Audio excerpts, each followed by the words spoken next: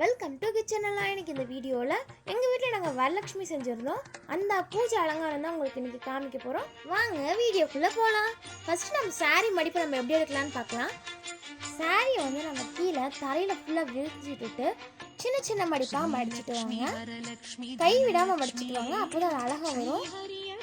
இப்போ அந்த மடிப்பில் கிளிப்பு போட்டுக்கலாம், அப்போ தான் கொஞ்சம் கிளிப்பாக இருக்கும்.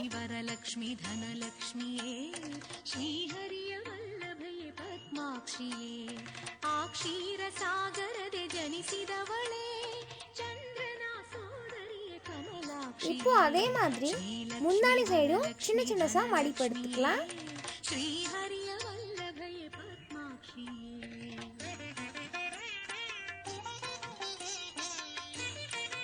இந்த சைடும் அதே மாதிரி தான் கிளிப்பு போட்டுக்கலாம் மடிச்சதுக்கு அப்புறம்.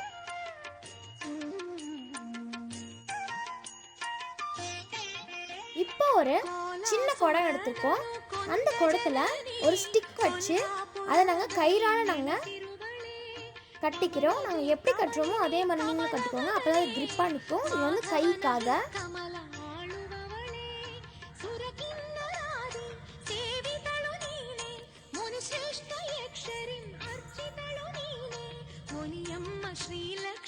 நம்ம டேபிள் மேலே தான் நம்ம சாமி வைக்க போகிறோம். அதனால நம்ம டேபிள் மேலே கொஞ்சமாக அரிசி, அதுக்கு மேலே ஒரு பாத்திரம் வச்சுக்கோங்க.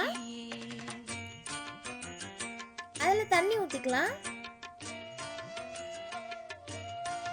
இப்போ கிரிப்பாக இருக்கிறதுக்காக அந்த பாத்திரத்தில் ரெண்டு சைடுமே டபுள் சைட் டேப் போட்டு நாங்கள் ஒட்டிக்கிறோம்.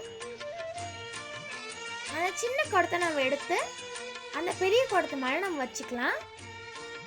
இப்போ அந்த குடத்துல ஒரு லெமன், காயின், கருகுமணி, ஏலக்காய், பச்சை கற்பூரம், ஜாதிக்காய், வசம்பு, இது எல்லாத்தையும் நம்ம அந்த குடத்துக்குள்ள நம்ம சேர்த்துக்கலாம். அரிசியும் அதிலே சேர்த்துக்கோங்க.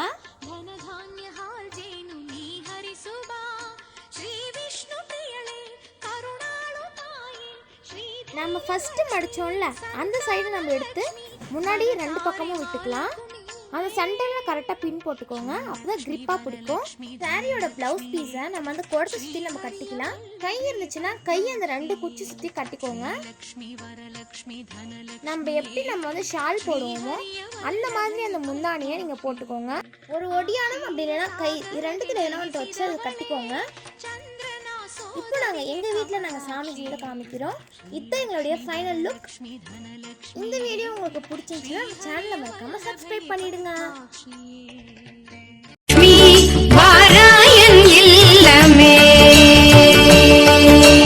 லக்ஷ்மி வாராயன் இல்லமே ஆலாழி செல்வி வரலக்ஷ்மி.